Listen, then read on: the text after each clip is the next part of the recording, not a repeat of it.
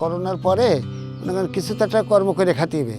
তাই এক পশু সম্পদ অফিসের এক অফিসার এসে আমার দোকানে এসে উনি আমার এই উদ্যোক্তা করে দিয়েছিলেন।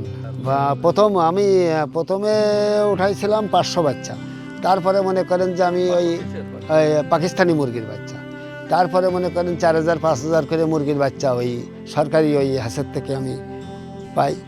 তাতে ওই দেখাচ্ছে বাইরে একটা বাচ্চার দাম 45 টাকা, এদের কাছে আমরা 15 টাকা রেট থাকে সরকারি, আমরা 18 থেকে 20 টাকার ভিতরে বাড়ি পৌঁছে যাই। বড় করতে সময় লাগে আপনার ডিম পর্যন্ত নিতে 5.5 মাস সময় লাগে।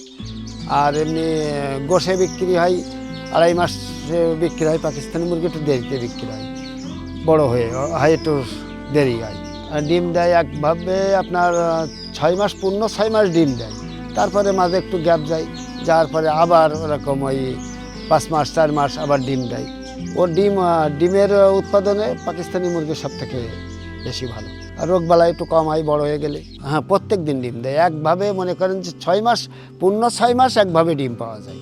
তারপরে যে 6 মাস পরে যে কিছু সময় দেখা যাচ্ছে 15 দিন 1 মাস অত যায় না, তার আগে আবার ডিম দেওয়া হতো।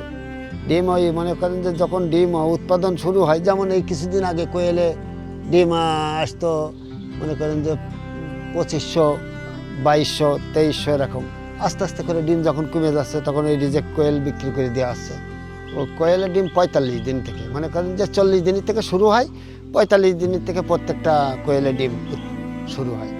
রোগবেলায় আপনার ওই বাচ্চা অবস্থায় কিছুদিন একটু কষ্টর সম্মুখীন, তারপরে আস্তে আস্তে করে মানে কোয়েলে রোগবেলায় একটু কম আছে।